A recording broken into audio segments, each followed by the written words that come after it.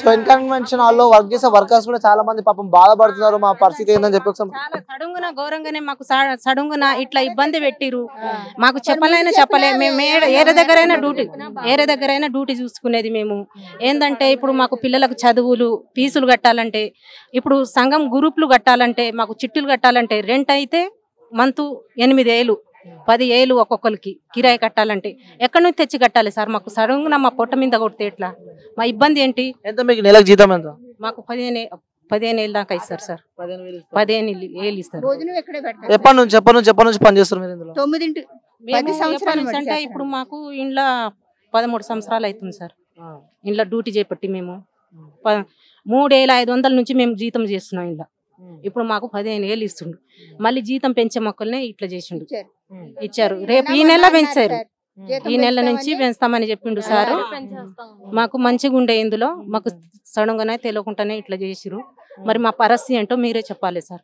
మాకు ఏరే దగ్గర డ్యూటీ చూపిస్తారా ఏంటో మాకు తెలియదు.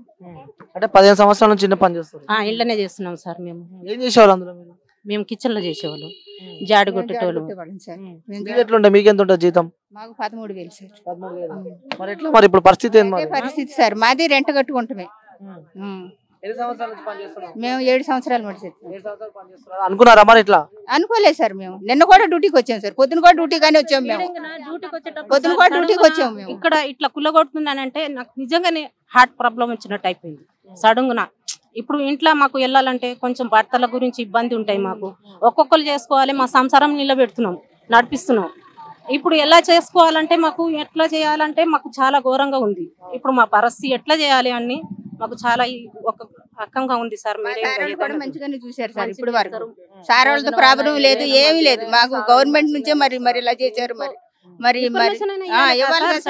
ఇట్లా చేస్తురని ఇన్ఫర్మేషన్ ఇస్తే ఏదైనా డ్యూటీలైనా చూసుకునేది. ఇక్కడ చేసుకుంటా డ్యూటీలు చేసుకుంటారు, ఏడ చూసుకుంటా అది నడుస్తుంటూ ఉంటాయి కదా. ఇప్పుడు సడన్ గా మాకు బంద్ చేసిరంటే డ్యూటీలు దొరకాలంటే మాకు కూడా కష్టమే కదా. అంటే ఈ రోజు కూడా పొద్దున డ్యూటీ కనే వచ్చారు అందరూ? డ్యూటీకనే వచ్చాం. వస్తే వద్దనేసి అన్నారు సార్ వాళ్ళు. ఇక్కడ పోలీస్ సార్ వాళ్ళు వద్దన్నారు. వచ్చేసరికి పోల్ కొట్టేసేస్తున్నారు. ఇప్పుడు మీరే ఇంకా న్యాయం చేయండి సార్. ఎట్లా చేస్తారో ఏంటో మాకైతే గవర్నమెంట్ అన్ని వేసుకున్నాం సార్. దీని మీదే బ్రతుకుతున్నాం మేము. అట్లా చీటీలు అవన్నీ వేసుకున్నాం, రెంట్లు కట్టుకోవాలి. ఎంత మంది ఉంటారు మొత్తం ఇందులో?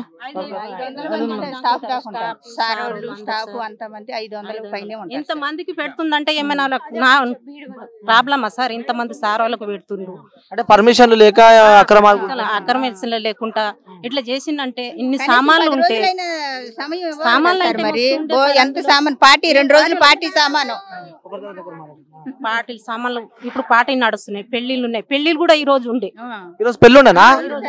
రేపు పెళ్లి సామాన్లు తెచ్చినారు. మస్తు సామాన్లు ఉన్నాయి సార్. ఆ సామాన్లు అంతా కుల్లగొట్టి తీయమని చెప్పినా మేము కష్టపడేటోళ్ళు కూడా తీసుకునేది కదా. మాకు లోపల కూడా రానియలేరు. మాకు పర్మిషన్ కూడా గింత అయినా పర్మిషన్ తెలియదు. మేము డ్యూటీకి అమ్మకానికి వచ్చినాం, మాకు తెలియదు. పొద్దున 8:30కు వచ్చినాం సార్. 8:40 కల్లా ఇక్కడ ఉండాలి సార్. మేము అంటే పని ఉందని చెప్పుకొని పని కోసం వచ్చారు. గురించే మేము వచ్చినాం, మాకు తెలియదు అని సడన్ గా ఇక్కడ కుల్లగొట్టిన తర్వాత పోలీసులు రానిస్తలేరు. అక్కడ సౌండ్ వచ్చేటప్పుడు మాకు తెలుసు. అంటే ఇప్పుడు మనం అలా సామాన్ చూస్తుంటే కూడా సామాన్ అంతా ఎట్టు పడేసి ఎట్టు మొత్తం కోల్పోయింది. తీసుకోలేదు సార్. ఎంత మొత్తం పాడు చేశారు సార్. ఏమీ లేవు. మీరేం చేస్తారమ్మా అందులో? నేను జాడు కొట్టి కడతాను సార్. జాడు కొడతామండి. మరి మా బతుకు తెరు పొగట్టేశారు కదా సార్. ఇప్పుడు మరి అది ఇప్పుడు మేము చాలా ఇబ్బందుల్లో ఉండి ఆంధ్ర నుంచి వచ్చి ఇక్కడ కష్టపడుతున్నామంటే మాకు ఇలా ఆధారం చూపించారంటే మా ఆధారం కూల్చేసారు వీళ్ళు. మరి అదండి. మరి డ్యూటీ చేసేదాకా మాకు ఉండాలంటే మేము వండుకొని తినాలంటే కూడా మాకు కష్టమే కదా సార్. పిల్లలకి ఏం పెట్టాలి, మేమేం చేయాలి? డ్యూటీలు ఏడ దొరుకుతున్నాయి మాకు? ఏదైనా ఇన్ఫర్మేషన్ ఇస్తే నిన్న మొన్న చెప్పిరు డ్యూటీలు ఉన్నాయని. ఇక్కడ నడుస్తున్నాయి కదా, ఎన్ని సంవత్సరాల నుంచి చేస్తున్నాం, ఎందుకు డ్యూటీ మానేసుకోవాలని మేము చేస్తున్నాం. ఇప్పుడు సడన్ గా పొద్దున్నే ఇంకా మాకు తెలియని ఇన్ఫర్మేషన్ తెలియని లేదు. ఇట్లా బంద్. అంటే అసలు మీరు అనుకున్నారా అంటే డైలీ వచ్చి పని చేసుకొని పోయి పనిలానే వచ్చారు మీరు అందరికి, కానీ పని కన్నా వస్తే సడన్ గా చూసేసరికి ఇలా అయింది. డ్యూటీలు దొరకాలంటే దొరుకుతాయా? చెప్పు మాకు చెప్పాలి కదా, ఒక నెల ముందన్న చెప్పాలి, 10 రోజులు ముందన్న చెప్పాలి కదా. మేము డ్యూటీకానే వచ్చినాం సార్, డ్యూటీకానే వచ్చినాం మేము. అంటే ఆల్రెడీ నెల స్టార్ట్ అయిపోయింది, మరి నెల జీతం ఎట్లా? మరి నెల స్టార్ట్ అయిపోయింది, జీతాలు పెరిగే సమయం సార్ ఇది. జీతాలు పెంచుతామన్నారు, జీతాలు పెంచాలి, మాకు జీతాలు ఇవ్వాలి కదా, మాకు జీతాలు ఇవ్వాలి కదా. మాకు డ్యూటీలు దొరకదనుక మాకు 5-6 నెలలు జీతాలు కూడా కట్టియాలి. మరి ఎవరు చెప్పిందో వాళ్ళు, ఏ గవర్నమెంట్ సార్. మరి మేము అందరూ లేబర్లమే, ఒక్కడ ఉన్న వాళ్ళు. రూమ్ రెంట్ అయితే 15 ఏళ్ళు, రూమ్ రెంట్ అయితే 15 ఏళ్ళు సార్, ఒక్క చిన్న రూమ్ కే. మరి రూమ్ కట్టాలంటే ఏమని తెచ్చుకొని కట్టాలి మేము? ఎక్కడ కట్టుకోవాలి? రూమ్ రెంట్ కట్టకపోతే బయట ఇస్తారు.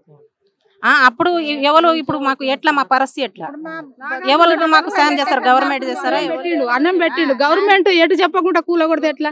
నాగార్జున సారు ఒక కంపెనీ కట్టి మాకు అన్నం పెట్టిండు, మా పిల్లలకు మాకు అంటే కంపెనీ కట్టి అన్నం పెట్టినది అక్రమ సమస్య. అంటే పర్మిషన్ లేకుండా నిర్మించారు కదా. అయ్యుండొచ్చు సార్, మరి ముందు పర్మిషన్ ఇవ్వాలి కదా. పర్మిషన్ లేకుండా అక్రమ చోటు అని అనుకోవచ్చు. మరి మాకు మా బతుకు తెరువు పోయింది కదా సార్. 500 మంది పనిచేస్తారు ఇందులో. ఇంకా ఉన్నారు సార్. పాపకి డాడీ చచ్చిపోయిండు, అంటే ఇంటికాడ మ్యారేజ్ కాలే అమ్మాయికి. ఆమె కష్టపడి వాళ్ళ అమ్మకు సాధిస్తుంది, ఆమె కష్టపడుతుంది. ఏందంటే ఇప్పుడు ఆమెకు పరిస్థితి ఏంటి? ఎవరు ఇంకా రెంట్ కట్టుకోవాలి, ఆమెకు కూడా చేత కాదు, ఇంట్లోనే ఉంటుంది వాళ్ళ మమ్మీ. డాడీ లేడు, ఆమె చెల్లె, ఆమె పరిస్థితి ఎవరు పెడతారు? ఎవరు చూస్తారు సార్? ఆమెకు ఎలా పోషించబడతారు? సరే, ఏం డిమాండ్ చేస్తున్నారు మీరు? ఒకవేళ నాగార్జున కనుక ఈ వీడియో చూస్తుంటే, సో నాగార్జున సార్ కి మీరు, మీ సార్ కి వల్ల మాకు ప్రాబ్లం లేదు సార్. ఆయన మళ్ళీ ఆయన రికమెండ్ వద్దు, ఆయన మాకు బాగానే చేశాడు, ఇది కట్టాడు, మాకు భోజనం అన్ని బాగానే సౌకర్యాలన్నీ మేము నిలబెట్టినా అంటే ఆ సార్ వల్లనే మాది. అందులో కష్టం, మేము కష్టం పడ్డాం సార్, మేము కష్టం పడ్డాం, సార్ ఇచ్చిండు. ఆయన వల్ల మేము మంచిగానే బతుకుతున్నాం. కానీ మా సార్ వాళ్ళు కూడా అంతే, మాకు ఒక ఉపాధి కల్పించాడు సార్. కాకపోతే ఇప్పుడు ఏంటంటే, ఇప్పుడు ఇంత సడన్ గా జరిగేలాక మా పరిస్థితి ఏంటనేది మాకు అర్థం కావట్లేదు. ఎందుకంటే రెంట్లు కట్టుకుంటాం, చిన్న చిన్న పిల్లోళ్ళు.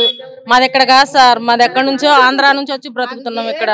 కనీసం సడన్ గా ఇలా చేసేసేసరికి మాకు ఇబ్బంది. ఏం చేసిండు? ఏమన్నా పిల్లలకు జాబ్లు ఇచ్చిండా? వచ్చి అన్ని చేసుడు కానీ ఏమైనా ఉన్నదా చెప్పు? గవర్నమెంట్ వచ్చి ఏం చేసిండు? కాంగ్రెస్ గవర్నమెంట్ వచ్చి రేవంత్ రెడ్డి సార్ మొన్న రేవంత్ రెడ్డి కుమార్తె పెళ్ళప్పుడు ఇక్కడ జరిగినప్పుడు మీరు ఉన్నాడు, పెళ్లికి వచ్చాడు, ఫుల్ బందోబస్తులో వచ్చాడు. మరి ఇలా చేస్తే ఎలా సార్? మరి ఆయన రేవంత్ రెడ్డి కూతురు పెళ్లి కూడా ఇందులో జరిగింది. అప్పుడు ఉన్నారు, అప్పుడు మీరు ఉన్నారా? మీరు ఇంట్లోనే ఉన్నాం మేము. అప్పుడు సంధి అప్పుడు తెలియదు సార్ రేవంత్ రెడ్డి సార్ కి, గవర్నమెంట్ దాన్ని తెలుసు కదా. ఇంతమందికి కడుపు మీద కొడితే బాగుంటాయా? ఏదైనా ఇన్ఫర్మేషన్ ఇవ్వాలి కదా. మేము బీదవాళ్ళం, ఎట్లా బతకాలి మేము? ఇది కాకపోతే గవర్నమెంట్ కాదు, ఇది కాకపోతే ఏరే డ్యూటీ అయినా చూసుకోవచ్చు. గవర్నమెంట్ పని, మా పని మేము అది చేసుకోపోతున్నట్టు గవర్నమెంట్ పని చేసుకోపోతుంది. అంటే అక్రమ నిర్మాణాలు కట్టారు, కూల్ చేయాలని చెప్పి తీసుకెళ్తుంది. మేము అట్లా బతుకుతున్నాం. కార్మికులు పట్టుకొట్టకూడదు కదా. మరి మాకు కూడా ఒక ఆధారం పెట్టి అప్పుడు మొత్తానికి అయితే మీరు ఏం డిమాండ్ చేస్తున్నారు ప్రభుత్వాన్ని కానీ, లేకుంటే మీ నాగార్జున గారు కానీ ఏం అడుగుతారు చివరిగా? మీరు మాకు న్యాయం చేయాలని అడుగుతుంటున్నాం సార్. మాకు న్యాయం చేయాలి, ఏడైనా డ్యూటీ అయినా లేకపోతే మాకు జీతమైనా ఇస్తారా అనేటి మేము కోరుకుంటున్నాం. మేము మాకు కిరాయి 15 ఏళ్ళు నీళ్ళకు జీతం, కిరాయి సగం కిరాయికే పోతాయి. మాకు పిల్లల ఖర్చులు, చిట్టీలు కట్టాలి, చిట్టీలు ఆగరు, సంఘం గురిపోలు ఆగరు. మాకు ఏం అయినా ఫ్రీ బస్ ఒకటి పెట్టాడు కానీ ఏం చేశాడు సార్ రేవంత్ రెడ్డి గారు? అసలు ఫ్రీ బస్ ఒకటి పెట్టాడు అంతే, ఏం పెట్టాడు అసలు? పేదలకు ఏం చేశాడండి ఆయన? ఫ్రీ బస్ ఒకటి, లేడీస్ జుట్టు కొట్టుకొని చేస్తారు. అందులో సగం కిరాయి దింపినా ఇది చేసినా బాగుండే. హేమంత్ రెడ్డి సార్ వచ్చి ఏం చేయలే అందులో సార్. మాకు ఇప్పుడు వచ్చి సడన్గా మాకు కడుపు మీద కాలినట్టు కొట్టినట్టు అయింది మాకు. ఇప్పుడు ఏడ మా పరిస్థితి ఏంటి? 15 ఏళ్ళు జీతం అంటే ఏం తొక్క 16 ఏళ్ళు, 16 ఏళ్ళు, 17 ఏళ్ళు జీతం ఇస్తుండు మాకు. ఒక భర్త తాగబోతు భర్తలు ఉంటారు, మొత్తం సంసారం అంతా ఎల్లగొట్టున్నాం కదా సార్ మేము కష్టపడి. మరి ఎవరు చేస్తారు? మాకు ఒక్కొక్కరికి 20 ఏళ్ళు జీతాలు ఉంటాయి. మాకు నెల నుంచి మీకు జీతం పెరుగుతుందని చెప్పి చెప్పారు. పెరిగింది ఆల్రెడీ, చేతికి రాకుండా పాయ, చేయికి రాకుండా పాయ వచ్చిన జీతం. ఎన్ని సామాన్లు ఉండే సార్ అసలు కిచెన్ లో? 2-3 లాడీలు అయితే లింపేది సామాన్లు ఉంటాయి. సామాన్లు అన్ని ఉన్నాయా లేకుంటే వెళ్ళిపోయినాయా? కుక్కల మట్టిలో గ్యాసులు చూడు, టేబుల్, కుర్చీలు, అవి కంప్యూటర్లు, టీవీలు, బియ్యము అంతా సార్. ఓ స్టోర్ మొత్తము స్టోర్ అంటే సగం ఒక మూడు లాడీలు అయితే స్టోర్ సమానే నింపేది. సో మొత్తానికి అయితే కడుపు కొట్టని చెప్పాను. బ్రతుకుతారు కోసం వచ్చాం. ఈ ఎకరా కూడా లేకుండా చేశారు. ఇప్పుడు మేము ఎక్కడ బ్రతకాలి సార్ చెప్పండి? మేము చిన్న చిన్న పిల్లలను పెట్టుకొని వచ్చాం ఇక్కడికి. రేవంత్ రెడ్డి సార్ మరి మొన్న వచ్చినప్పుడు రేవంత్ రెడ్డి సార్ కొట్టిరని చెప్పి మీరు అంటారు. ప్రభుత్వం పని ప్రభుత్వం చేసుకోబోతుంది. ఎందుకంటే మరి ఆయన ఒక పొజిషన్ లో ఉన్నప్పుడు పేదలకి ఇలా జరుగుద్ది అని ముందే ఇన్ఫర్మేషన్ ఇవ్వాలి కదా సార్, మరి చెయ్యాలి కదా.